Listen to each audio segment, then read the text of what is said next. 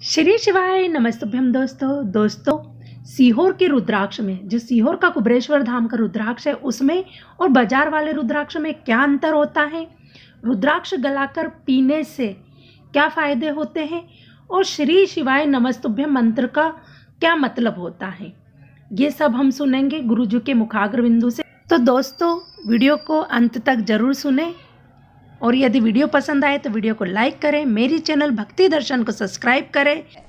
जो बाजार में रुद्राक्ष मिलता है, हम मना नहीं करते, सबका अपना अपना भाव है, पर जो ये रुद्राक्ष है कुबेरेश्वर धाम का, ये हमारे यहाँ भगवान शिव की गंडकी नदी के तट का रुद्राक्ष है, जहां पर शालिग्राम जी की शिला प्राप्त होती है गंडकी नदी से। तो वहां के नजदीक में जो वृक्ष लगते हैं उनके रुद्राक्ष सीहोर आते हैं कुबेरेश्वर धाम का, और वो रुद्राक्ष निःशुल्क दिए जाते हैं। जैसे भगवान शिव ने जो भी कुछ दिया हमारे देवताओं ने, वो हमें निःशुल्क दिया, हवा पानी वायु जो भी दिए है भगवान ने, पृथ्वी अधिक सब निःशुल्क दिया। उसी तरह रुद्राक्ष का जो क्रम है मोल तत्व से नहीं, भगवान शंकर को चढ़ा हुआ रुद्राक्ष आता है। यहाँ पर ब्राह्मण जन जो भी रहते हैं आश्रम के अंतर्गत कुबेरेश्वर धाम में, वो शिव जी का अभिषेक जो कुबेरेश्वर धाम पर जो एक अभिषेक होता है बड़ा, जिसको हमारे यहाँ रुद्राभिषेक कहते हैं, और कुबेरेश्वर धाम पर रुद्राक्ष महोत्सव मनाया जाता है। उस समय पर उस रुद्राक्ष को सिद्ध करा जाता है। वही रुद्राक्ष 7 दिन लाखों रुद्राक्ष एक साथ उस शिवलिंग के अंदर भरे जाते हैं, उसको सिद्ध कर फिर वही सबको दिए जाते हैं।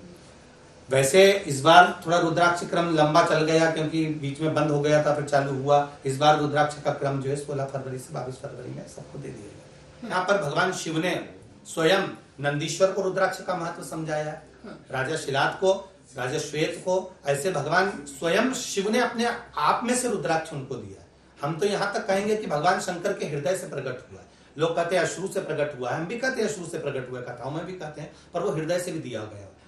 भगवान शिव स्वयं कहते हैं रुद्राक्ष के लिए कि ये औषधि है, और आज वैज्ञानिक उस पर रिसर्च भी करे हुए हैं। आप कभी भी देखेंगे तो वैज्ञानिकों ने रिसर्च करा है कि इसको रुद्राक्ष में, जब कथा सुन ली लोगों ने तब उसका रिसर्च चालू हुआ कि आखिर ऐसा रुद्राक्ष में है क्या कि इसको पानी में गलाया जाता है और वो पानी पिया जाता है, और हम लोग कहते हैं उसको पानी में गलाकर शिव जी को चढ़ाकर पीना है।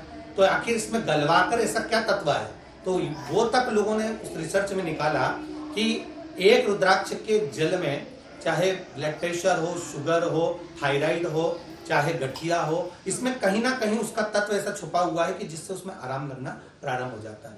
कि रुद्राक्ष केवल एक फल नहीं है, एक औषधि भी है, जीवन का एक सुख भी है। शिव महापुराण ने अगर आर्थिक की उन्नति कराई है तो अध्यात्म भी दिया है, श्री शिवाय नमस्तुभ्यम मंत्र दिया है शिव महापुराण ने। और ये यहाँ तक कहते हैं कि भगवान शिव की भक्ति में आप जितनी देर डूबते हैं, जितनी देर स्मरण करते हैं या शिव मंदिर तक जाते हैं, उतनी देर तक आपका ध्यान भगवान शंकर में लगा रहता है। आज का जो समय है, व्यक्ति के पास 1 मिनट का समय नहीं खाली, चाहे आप हो, चाहे हम हो, चाहे संसार का कोई व्यक्ति हो, समय किसी के पास नहीं। पर उतनी देर भी अगर वो भगवान शिव की भक्ति कर रहा है, पंचाक्षर मंत्र बोल रहा है, षडाक्षर मंत्र बोल रहा है, 12 अक्षर मंत्र का जाप कर रहा है या 2.5 अक्षर मंत्र का जाप कर रहा है, तो उसमें वो भगवान शिव की आराधना कर रहा है, निश्चित है। अब अध्यात्म की ओर जागृत होना ये नहीं है कि आज का व्यक्ति अध्यात्म की ओर नहीं जाता, कुछ देर 2 क्षण बैठता जरूर है, चाहे कोई भी हो, वो 2 क्षण बैठेगा जरूर। बस ये है कि हमने अपनी व्यासपीठ से भी बारंबार किया है कि कर्म प्रधान, कर्म की अनुकूलता बनी रहना चाहिए। आप कोई भी कार्य करें, आप मेहनत फुल करें, बहुत ज्यादा करें, मेहनत जितनी आपकी कैपेसिटी शरीर की उसके अनुसार करें, पर उसके साथ में आप भगवत भजन में भी लगकर करें। आपकी अध्यात्म शक्ति बड़ी होगी, तो आपके भीतर जो तेज उत्पन्न होगा उससे वो कार्य सफल होगी। पुराण के अंतर्गत पृष्ठ के शुरुआत में ही गीता प्रेस गोरखपुर की आप पढ़ लीजिए, चाहे आप जो भी शिव महापुराण उठा लेंगे, उसका जो प्रथम स्कंद है उसके अंतर्गत ही शिव महापुराण के अंतर्गत श्री शिवाय नमस्तुभ्यम मंत्र का उच्चारण बताया गया।